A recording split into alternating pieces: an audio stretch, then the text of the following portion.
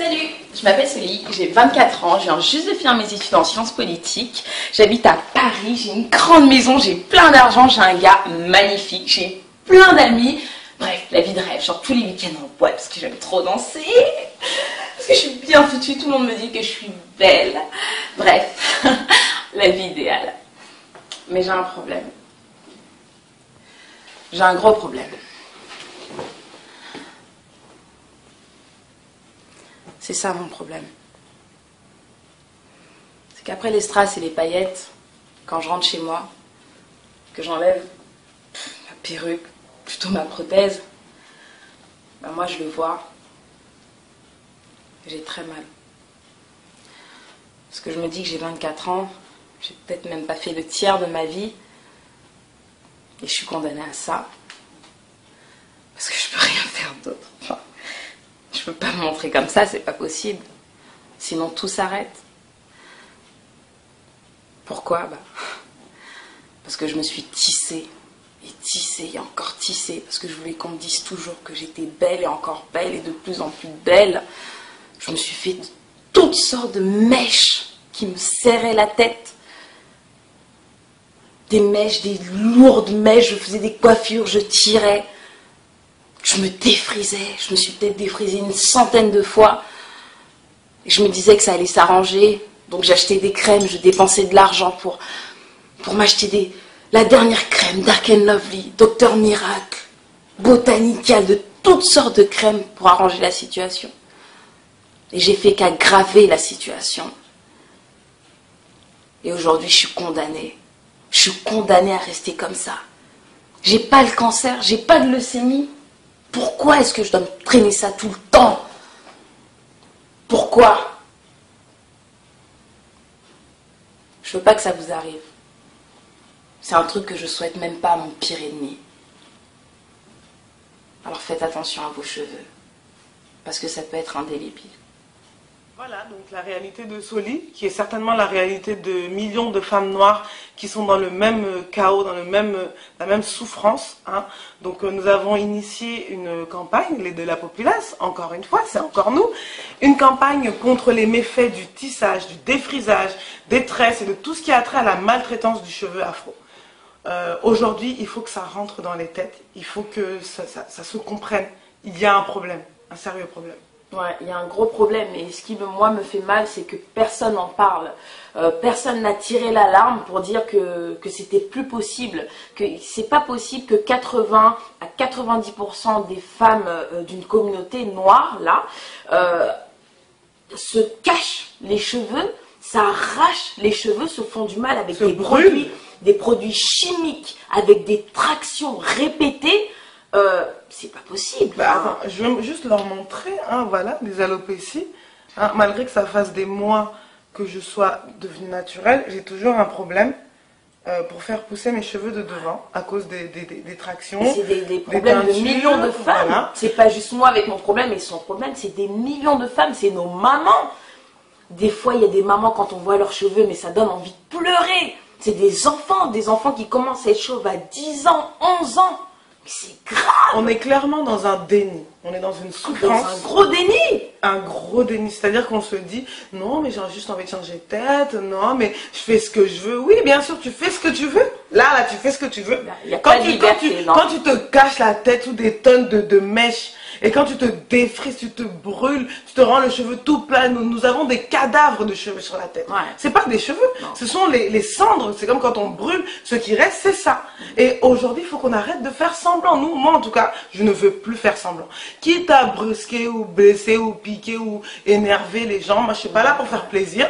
Ma cause, mon militantisme, mon engagement pour la cause afro, c'est pas le sourire ou le boost, un boost. Oh, je te booste, non. C'est pas pour ça que je le fais. Parce que demain, quand on aura une ribambelle de petites filles qui seront comme Naomi Campbell avec des rangées de déserts capillaires, moi, j'ai pas envie d'être là et d'avoir dit que je n'ai rien fait. Je vais me battre jusqu'à ce que ça passe. Si on peut le faire passer dans les écoles, si on peut le faire passer dans les pharmacies, on va le faire. On n'est pas là, c'est que le début de la campagne. Ouais, parce qu'on colle dans le métro, oui, parce qu'on veut que tout le monde voit.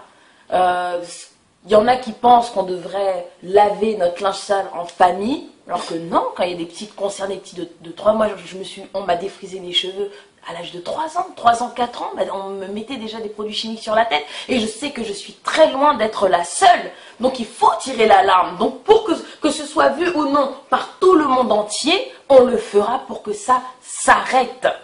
Et puis moi, je voudrais rebondir surtout pour l'aspect, donc parce que c'est tous les aspects. Que ce soit en politique, on regarde Michelle Obama, Oprah Winfrey, les premières dames des présidents d'Afrique, des femmes qui sont censées être les modèles des jeunes filles.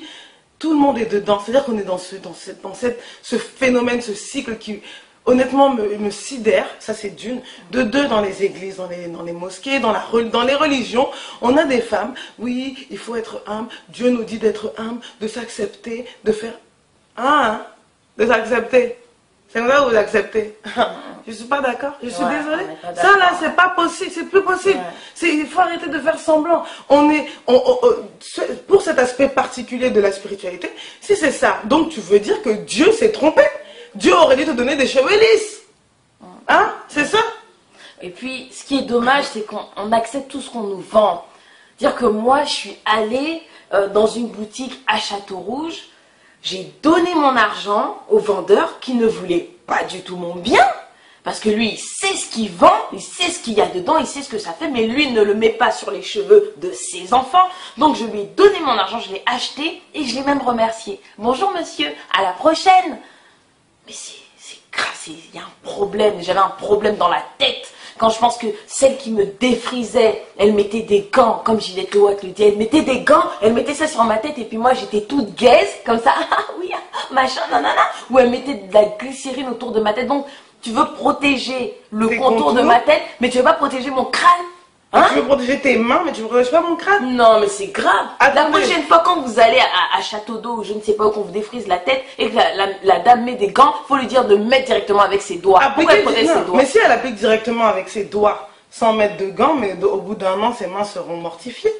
Et puis, juste un exemple tout bête, hein, parce qu'on n'est pas là pour l'esthétique ou quoi, la beauté. On est dans la logique. Imaginez-vous en Islande, ou au Groenland, ou peu importe, une contrée où vraiment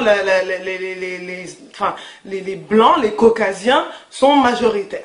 Et qu'un jour, toi, noir, tu te réveilles, hein, tu ouvres la porte, paf, tu sors, et tous les Blancs, hein, 90% des Blancs, ont des tissages de cheveux crépus, ont des rajouts, des fausses perruques avec des tresses. Tout le monde, et à partir de ce moment-là, pendant toute la vie, jusqu'à l'éternité, tout le monde reste comme ça. Ouais. Tu vas pas faire comme ça? Ouais. Tu vas faire ça? Ce serait vraiment ridicule.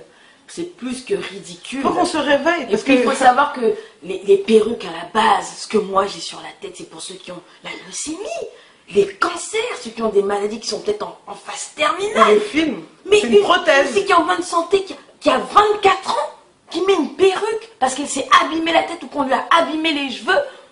Mais vous tirez l'alarme, il y a un problème. Pourquoi vous n'en parlez pas? Discutons entre vous. Quand vous voyez des petites filles qui sont dans la rue, qui ont des cheveux abîmés, parlez à ses parents. Parlez-lui. C'est pas normal. On ne peut pas attendre que les autres fassent le travail à notre place. C'est à nous de faire ce travail.